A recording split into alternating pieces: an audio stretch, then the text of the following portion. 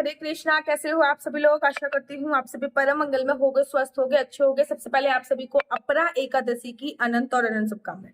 मेरे पास ये क्वेश्चन इतनी ज्यादा बार पूछा जाता है, दीदी फाइनेंस स्थिति अच्छी नहीं है, अर्थात आर्थिक प्रॉब्लम बहुत है, पैसे की तंगी बहुत चल रही है, काम नहीं चल रहा, धंधा नहीं चल रहा, पैसे की सोर्स ऑफ इनकम के लिए हम लोग क्या करें? भाई आने वाली है अपरा एकादशी, जैसे कि नाम से संबोधित होता है।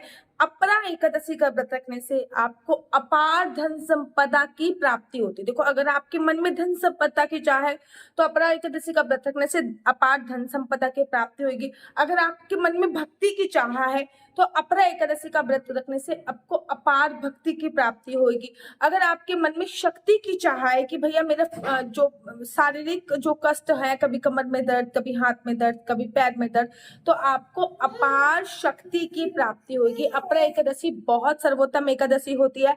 आप लोगों को पता है जेठ का महीना चल रहा है, जिसको ज्येष्ठ मास के नाम से भी संबोधित किया जाता है। जेठ के महीने में दो देवताओं की मुख्य तौर पर पूजा अर्चना बना होती है। एक तो हनुमान जी।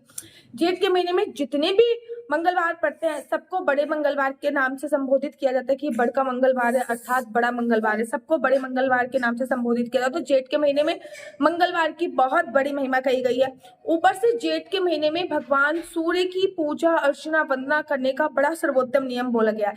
जब भी मैं कहती हूँ कि सूर्य भगवान के व्रत प्रारंभ करो, कुंडली में सूर्य नीच राशि में है, तो आपको जेठ के महीने से सूर्य भगवान के जो व्रत होते हैं वो प्रारंभ कर देने चाहिए। कर्जा बहुत ज्यादा हो रहा है, जेठ के महीने में मंगलवार वाले दिन लाल रंग की चीजों का दान करना चाहिए। खैर, आज बात कर लेते हैं अपरा की। मैं अपनी ज्योतिष हर जगह घुसेड़ देती हूँ। खैर, आज बात कर लेते हैं हम अपरा एकादशी के बारे में। अपरा एकादशी जेठ के महीने में, देखो पूरे साल भर में 24 एकादशी आती है। जब भी अधिक मास होता है तब 26 एकादशी आती है। उसमें से अगर मैं बात करूं जेठ मास में आने वाली अपरा एकादशी और उसके बाद आती है निर्जला एकादशी, जो कि सभी एकादशी की री राजा बोली जाती है। निर्जला एकादशी का व्रत रखने से हमें 24 एकादशी के व्रत रखने का फल प्राप्त होता है, लेकिन उससे पहले अपरा एकादशी आती है। जेठ का महीना सबसे ज्यादा गर्म महीना में बोला जाता है, तो इसमें ना एकादशी का व्रत रखना अपने आप में सर्वोत्तम होता है। तो आप लोगों को पता है कि पूरे भारत में जो एक अपरा एकादशी बनाई जा रही है वो 23 तारीख की, खाटू श्याम में 23 तारीख की बनाई जा रही है, बाकी भैजी के मंदिर में 23 तारीख की बनाई जा रही है, चैतन्य गौड़ संप्रदाय में 23 तारीख की बनाई जा रही है, इस्कॉन टेम्पल में 23 तारीख की बनाई जा रही है, राधा माधव के मंदिर में 23 तारीख की बनाई जा रही है। एकादशी तिथि का जो प्रारंभ हो रहा है वो 22 तारीख की रात को 1:30 बजे हो रहा है। मतलब मोटा मोटा 23 तारीख लग चुकी होगी, तो 22 तारीख की रात को 1:30 बजे हो रहा है। वहीं पे एकादशी तिथि का जो विश्राम हो रहा है वो 23 तारीख की रात को लगभग 11:30 बजे होगा। उदय तिथि के अनुसार 23 तारीख को हम लोग एकादशी का व्रत रखेंगे। पूरे दिन की बड़े शुभ संयोगों के साथ एकादशी बनाई जा रही है। 23 तारीख की पूरे दिन आपको बड़े शुभ संयोगों के साथ एकादशी रहने वाली है। आयुष्मान योग, प्रीति योग, ऐसा शुभ संयोग भी बन रहा है। एक बात याद रखो, बड़े सारे लोग जो पूजा अर्चना वंदना करते हैं ना, वो सुबह 10 बजे से लेकर 12 बजे, क्योंकि महिलाएं क्या होती है 10 बजे से पहले अपने घर का कार्य निपटा रही होती है, तो 10 साढ़े 10 बजे से लेके 12:30 बजे तक राहु काल है। इस टाइम पे किसी भी प्रकार से कोई पूजा अर्चना वंदना नहीं करना। दोबारा बताती हूँ, 10:30 बजे से लेके 12:30 बजे तक राहु काल है। इस टाइम पे कोई भी पूजा अर्चना वंदना नहीं करना। उसी के साथ साथ भद्रा भी लग रही है, जो कि 22 तारीख को बृहस्पतिवार को 2:30 बजे के आसपास भद्रा लग जाएगी, और वही वो भद्रा 23 तारीख को दोपहर को 2 बजे खत्म होगी। वैसे तो भद्रा का जो वास है वो पाताल लोक में है, और जब भी भद्रा का वास पाताल लोक में होता है तो वो धरती लोक के लोगों को सुखद फल देती है। मतलब उसका कोई भी नेगेटिव प्रभाव हम पे नहीं पड़ने वाला, लेकिन फिर भी भद्रा तो भद्रा ही होती है। इसलिए भद्रा काल में कई लोग पूजा अर्चना करना निषेध मानते हैं। जो लोग विचार मानते हैं वो 1 बजे के बाद पूजा कीजिए, लेकिन राहु काल का विचार तो सभी को मानना चाहिए। या तो आप अपनी पूजा 10:30 बजे से पहले ही कर लीजिए, अन्यथा आप अपनी पूजा 12:30 बजे के बाद ही कीजिएगा। 1-2 चीजें और बता देती हूँ। एकादशी का जो व्रत होता है वो त्रिदिवसीय व्रत की श्रेणी में आता है।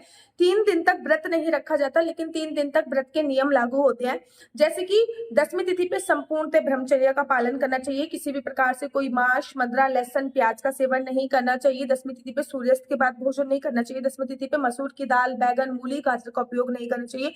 10वीं तिथि पे चावल खाना भी निषेध माना जाता है। वहीं एकादशी पर पूरी विधि विधान से आपको व्रत रखना चाहिए। एकादशी पे किसी भी प्रकार से कोई काम वासना क्रीड़ा को अंजाम नहीं देना चाहिए। एकादशी पे पृथ्वी शयन करना चाहिए। एकादशी पे सुबह सुबह उठकर पानी में गंगा जल डाल के कुछ ना कुछ स्नान करना चाहिए। पानी में गंगा जल डाल के स्नान करने के तत्पश्चात आपको एकादशी के अगले एकादशी पर पीले रंग के वस्त्र पहनने चाहिए। ये वीडियो मैं बहुत टाइम पहले बना रही हूँ, इसलिए मैंने ये काले रंग के वस्त्र पहने हुए हैं। आज शनिवार है और जिस दिन मैं ये वीडियो बना रही हूँ उस दिन शनिवार का दिन है, ठीक है ना। तो इसीलिए मैंने ये काले रंग के वस्त्र पहने हैं। पीले रंग के आपको वस्त्र पहनने हैं। पीले रंग के वस्त्र पहनने के साथ साथ पूरे घर पे गंगा जल का छिड़काव करना है। अपरा एकादशी है, अपार पूजा के लिए, अपार धन की प्राप्ति के लिए ये व्रत रखा जाता है। पूजा के लिए तैयार हो जाइए। पूजा के लिए एक लौंग लीजिए, सुपारी लीजिए, 1 या 2 का सिक्का लीजिए। उसके बाद श्री विष्णु, श्री विष्णु, श्री विष्णु। मेरा नाम आशु चौहान है, मेरा गोत्र केम लक्ष्य, मेरा निवास स्थान श्रीधाम वृंदावन है। आज मैं पूरी विधि विधान से अपरा एकादशी का व्रत कर रही हूँ। यह व्रत मैं फलाहार खा के करूंगी। भगवान श्री हरि विष्णु में ये व्रत संपूर्ण करने में मेरी सहायता करे। जो भी सामग्री है वो आपको भगवान के चरणों में चढ़ा देनी है। अब ये जो सामग्री है ना, सुपारी को आप किसी भी पेड़ में डाल देंगे। जो सिक्के है ना, इसमें कुछ सिक्के और मिला के, जैसे कि फॉर एग्जांपल आपने 1 का सिक्का लिया है तो उसमें 10 रुपए और मिला के किसी गरीब या योग्य ब्राह्मण को भी आप दे सकते हैं। उसके बाद आपको संकल्प ले लिया। अब आपको संकल्प लेने के बाद कथा पढ़नी है। हर अपनी एकादशी की अलग अलग कथा होती है। एकादशी की छोटी सी पुस्तक आती है, उसमें एकादशी की कथा होती है। तो हर एकादशी पे अपनी अपनी अलग अलग कथा होती है। एकादशी की कथा पढ़िए, उसके बाद भगवान का प्रिय भोग लगाइए। इस एकादशी पे, अपरा एकादशी पे, जेठ के महीने में आती है, गर्मी अपने चरम पे होती है, तो एकादशी पर इस समय पे ककड़ी का भोग लगाते हैं।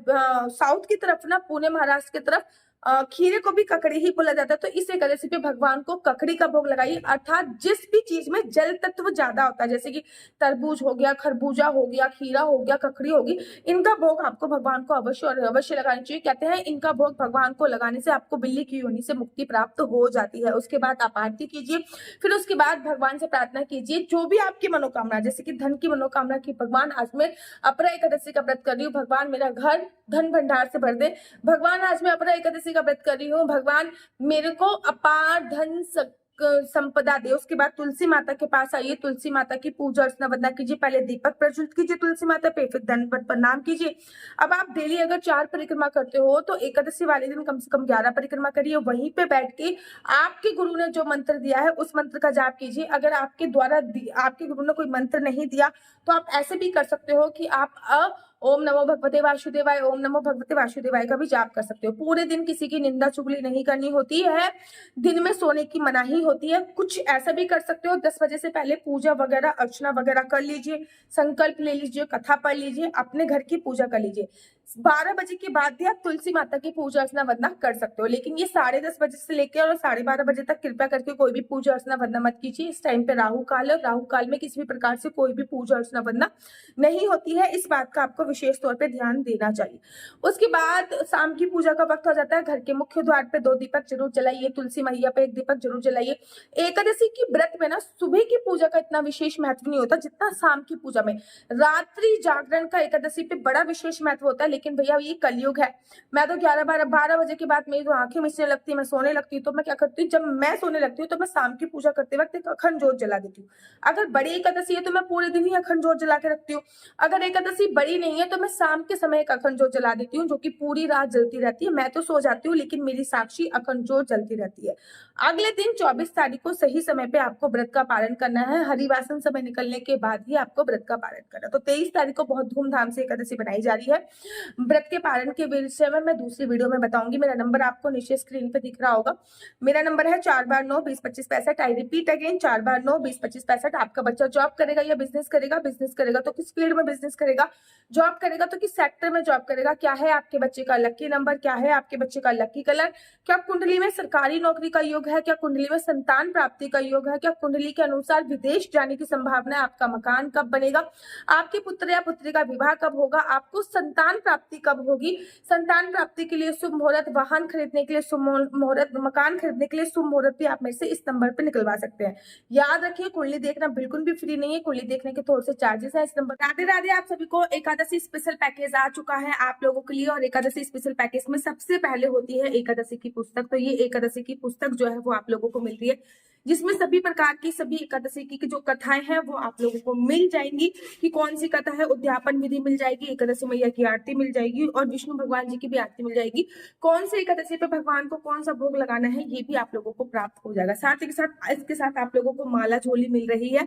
डिफरेंट टाइप की माला झोली आप लोगों के पास पहुंचेगी, कभी ये कभी ये। इसी के साथ साथ आपको एक जप माला भी प्राप्त हो रही है। 3 आइटम ये हो चुके हैं। इसी के साथ जप माला भी प्राप्त होगी। इसी के साथ साथ आपको गले में पहनने वाली वाली कंठी माला भी प्राप्त होगी। 4 आइटम हो चुके हैं, गिनते जाइए, 4 आइटम हो चुके हैं। और इसी के साथ साथ आपको अष्टगंधा तिलक भी प्रोवाइड कराएंगे। 5 आइटम हो चुके हैं। इसी के साथ साथ आपको गोपी चंदन भी प्रोवाइड कराएंगे। गोपी चंदन मतलब सोचिए 6 आइटम हो सकते हैं। इसी के साथ साथ राधा नाम का स्टंप आपको प्रोवाइड कराएंगे। 7 आइटम हो चुके हैं। और इसी के साथ साथ आपको एक राम की अंगूठी भी प्रोवाइड कराएंगे। 8 आइटम हो सकते हैं। शनि देव के प्रकोप से बचने के लिए शनि की अंगूठी भी प्रोवाइड कराएंगे। 9 आइटम हो चुके हैं। एक आपको कछुआ प्लेट भी मिलेगी। इसी में ये 10 आइटम हो चुके हैं। साथ ही के साथ लड्डू गोपाल की तुलसी माला भी आपको मिलेगी। 11 आइटम हो चुके हैं। लड्डू गोपाल की वैजंती माला भी आपको मिलेगी। 12 आइटम हो चुके हैं। राधा राधा नाम के इयररिंग्स, अगर आप राधा राधा नाम के नहीं चाहते तो बिना राधा राधा नाम के भी इयररिंग्स आपको प्राप्त हो सकते हैं। 13 आइटम हो गए। और इसी के साथ हाथ में पहनने वाला एक ब्रेसलेट। 14 आइटम। और आप लोगों की भारी डिमांड पर ये देखिए कितना सुंदर तुलसी माला है। ये देखिए कितना सुंदर लॉकेट है। राधे राधा, इसमें राधा जी की छवि, भगवान श्री कृष्ण जी की छवि इतनी सुंदर दिख रही है। और ये प्योर तुलसी का है। 15 आइटम दोबारा से गिनवा देते हैं। 1 2 3 4 5 6 7 8 9 10 11 12 13 14 और ये 15 आइटम। और 15 आइटम आपको केवल और केवल 1199 रुपए में मिल रहे हैं। ये पूरा एकादशी का पैकेज है। आपको केवल 1199 रुपए मुझे देने हैं और ये सारा के सारे आइटम आपके घर पे पहुंच जाएंगे। डिलीवरी एकदम फ्री है। जल्दी से जल्दी ऑर्डर कर दीजिए इस नंबर पे। राधे राधे, हरे कृष्णा, हरि बोल। नंबर पे मैं किसी भी प्रकार से कोई भी क्वेश्चन आंसर का रिप्लाई नहीं देती। ये नंबर केवल और केवल मैंने कुंडली दिखाने के लिए दिया हुआ है। अगर आपको मेरी वीडियो अच्छी लगती है तो आप अपना यूट्यूब चैनल हरि बोल को लाइक शेयर सब्सक्राइब करना बिल्कुल भी मत भूलिए। तब तक के लिए मुझे दीजिए इजाजत। राधे राधे, हरे कृष्णा, हरि बोल।